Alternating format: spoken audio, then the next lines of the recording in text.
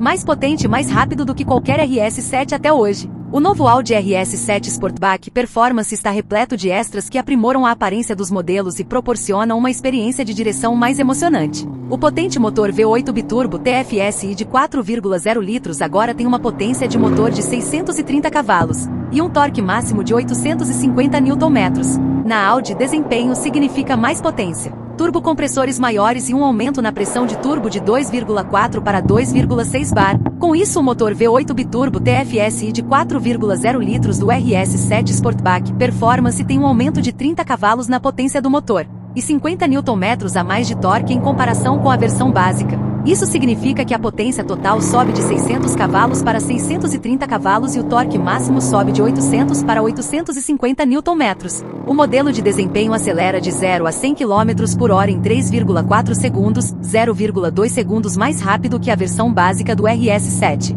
O RS Dynamic Package é um equipamento padrão no modelo de desempenho RS7. Isso inclui o aumento da velocidade máxima para 280 km por hora, direção dinâmica em todas as rodas. A atualização de software específica do RS ajuda o motorista com correções de direção ativa nos eixos dianteiro e traseiro, e o diferencial esportivo 4 no eixo traseiro. O RS Dynamics Package Plus também está disponível como opcional, que além do RS Dynamics Package, aumenta a velocidade máxima para 305 km por hora e inclui um sistema de freio RS de cerâmica. Os clientes podem solicitar as pinças em cinza, vermelho ou azul e os discos medem 440 mm na frente e 370 mm na traseira. O sistema de freio de cerâmica RS pesa um total de aproximadamente 34 kg a menos que sua contraparte de aço para uma redução da massa não suspensa.